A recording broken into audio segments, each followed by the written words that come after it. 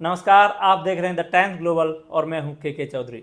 बड़ी खबर आ रही है वृंदावन से, जहां बागेश्वर धाम पीठाधीश्वर धीरेन्द्र कृष्ण शास्त्री ने बड़ा ऐलान किया है।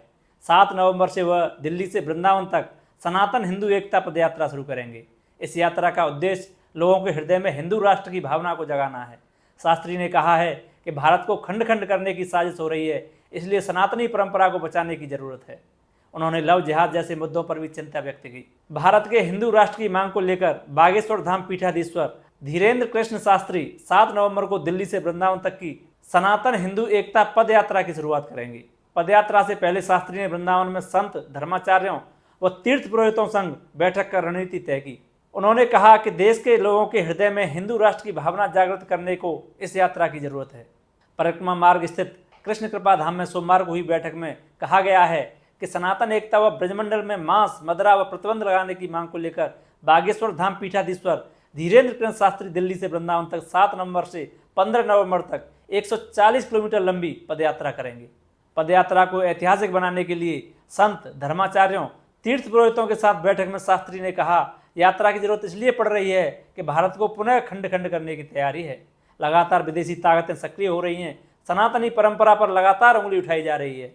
यमुना और गौमाता एवं ब्रज की हालत देखकर इसकी जरूरत है।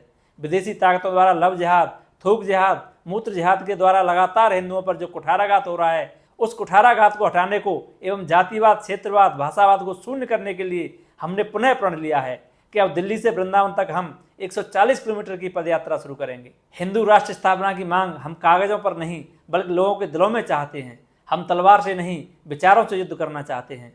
प्रत्येक व्यक्ति के विचार कट्टर हिंदुत्व के हों, इसका मतलब हमें किसी को मारना नहीं है। वैसे तो भारत हिंदू राष्ट्र ही है, जो इसे स्वीकार नहीं कर पा रहे हैं उनके दिलों में स्थापना करने को ये यात्रा निकाली जा रही है। उन्होंने मस्जिदों में भी राष्ट्रगान बजाने की मांग करते हुए ब्रज में मांस, मदिरा पूरी तरह प्रतिबंधित करने की आवाज़ उठाई। यात्रा की तैयारियों को लेकर तीर्थ पुरोहित महासभा के संयोजन में ब्रज क्षेत्र के संत, महंत और तीर्थ पुरोहित बैठक में जुटे थे।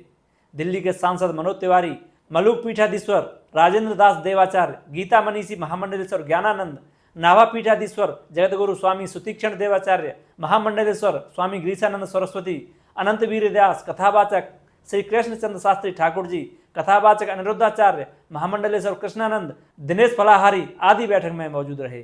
ऐसी ही पल पल की अपडेट के लिए जुड़े रहिए द टाइम्स ग्लोबल के साथ। वीडियो को लाइक करें और चैनल को सब्सक्राइब करें। धन्यवाद।